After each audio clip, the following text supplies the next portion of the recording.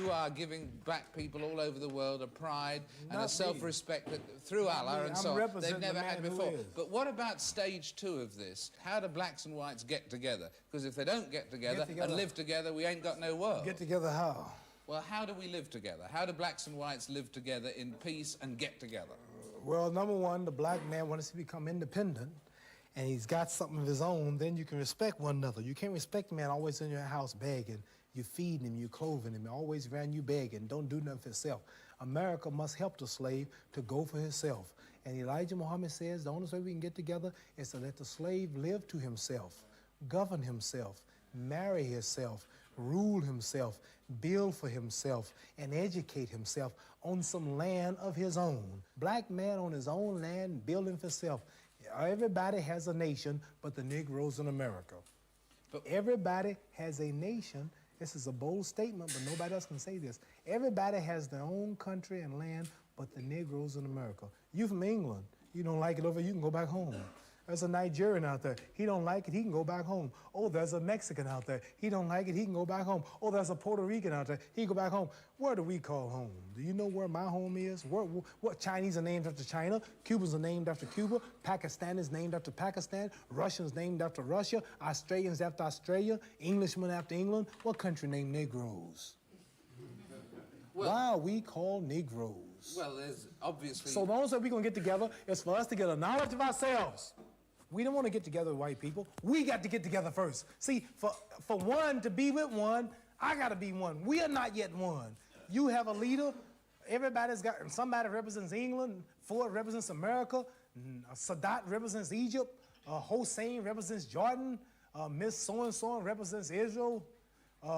Now, who represent us? Black people have a meeting, 64 leaders show up. See, we not one, we too divided. And after we quit cutting each other, pulling each other down, fighting, disrespecting each other, clean up self, respect self, gang wars and all kind of problems, after we unite, then if there's any love left, then we love somebody else. But first, we gotta unite. So ain't no such thing as how do we get together. We gotta get together first, and then you ask me that question. Bluebirds and redbirds are both birds, but they don't get along. Pigeons and eagles don't fly together. The buzzards, everything hangs out with its own. White people, culture's different from black people. Puerto Ricans and Indonesians cannot integrate. Egyptians and Germans cannot integrate. Australians and Mexicans cannot integrate. They have different foods, they have different music, different cultures. See, you white and I'm black. If white people have a party tonight and black people have a party, the party will be 100% different. The music, I go in a white restaurant, we integrate today, right? You go in a white restaurant, you gotta look all day on the jukebox to find some music. No. At our party, we'll have Aretha Franklin, Stevie Wonder, and... Let me tell you now, if I go play a jukebox in a white restaurant, anybody black Italian here, you gotta look all over that box for some black music. Hank Snow, Johnny Cash, Josh White. All kind of names I ain't never heard of. You know, when that train comes around that mountain, when that train comes, and that truck driving around back. So what I'm saying is, ain't nothing with that music, but that fits the white culture. You go in our joints, oh baby, don't leave. Oh, I cried all night. Who's that running out of my back door, honey? Oh, but see, those are our problems. Then I go to Chinese restaurant, pling, ting, tang, tong, tong, ting. So we can't integrate. Yeah. We ain't gonna never have no peace. The culture, the nature's different. I don't hate you. We can eat in your restaurant. We want to marry your women. We got your women now. It ain't nothing we can't do today. But these things the dog got. I see dogs on television eating out of the same plate with white people. I see dogs in the buses, and they do everything with the dogs. So I ain't getting nothing the dog ain't got.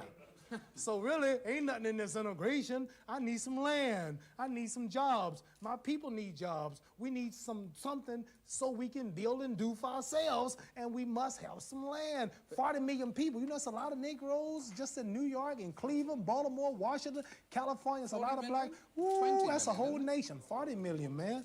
They don't tell you the truth about that. They want us to stop having babies. They give them birth control. They're paying black women not to have babies. It's 40 million, not 20 million? Yeah, they're paying black women not to have babies now. They got all kind of plans to stop our race. Well, everyone. So when we know all of this, getting into birth so control, now a not man with my knowledge, what can you tell a man like me now? What's your suggestion? That's your question. Okay, you talking to me, not a dumb Negro or pork chop eater, don't know the truth. I'm free now. I woke up. Now, what are you gonna tell me now? I done gave you my solution, some land of my own, doing something for myself like you, England, and America do. Now, I know you're not against the black man. I know you're not against me having my land, are you? I know you English done ruled and slaved forever for a long time. But do you still today don't want me to have my own country and build for myself and govern myself? Would you think that's bad if we thought like that?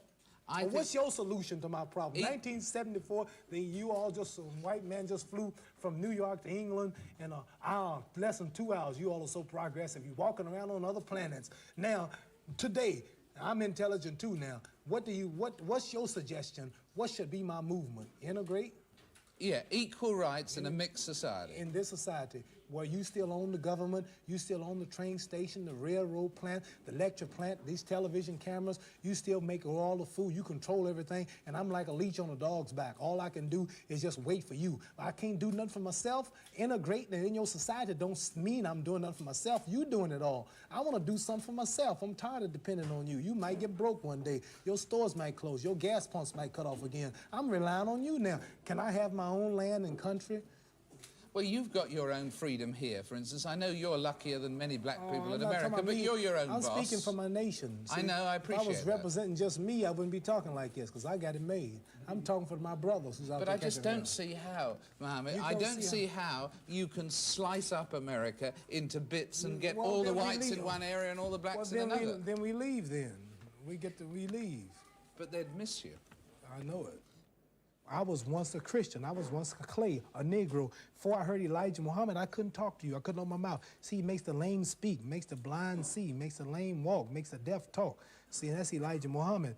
We are those who were dead for 3 days, meaning 300 years. That was a parable. You didn't understand it. Didn't no dead man get up and rise, and ain't no dead man gonna rise.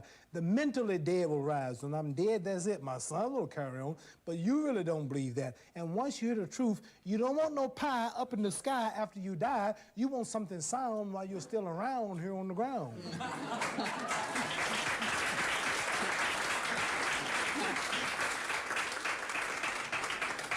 I was going to ask you if you've got any poems for our audience, and you've given us one just ad lib. Yeah, I wrote something once, and it's titled Truth. Explains what I'm saying now. You could probably close on this. It says, the face of truth is open. The eyes of truth are bright. The lips of truth are ever closed, and the head of truth is upright. The breast of truth stands forward. The gaze of truth is straight. Truth has neither fear nor doubt. Truth has patience to wait. The words of truth are touching. The voice of truth is deep. The law of truth is simple. All you sow, you reap. The soul of truth is flaming. The heart of truth is warm. The mind of truth is clear and firm through rain and storm. Facts are only its shadow. Truth stands above all sin. Great be the battle of life. Truth in the end shall win. The image of truth is Elijah Muhammad. Wisdom's message is his rod. The sign of truth is the crescent, and the soul of truth is God.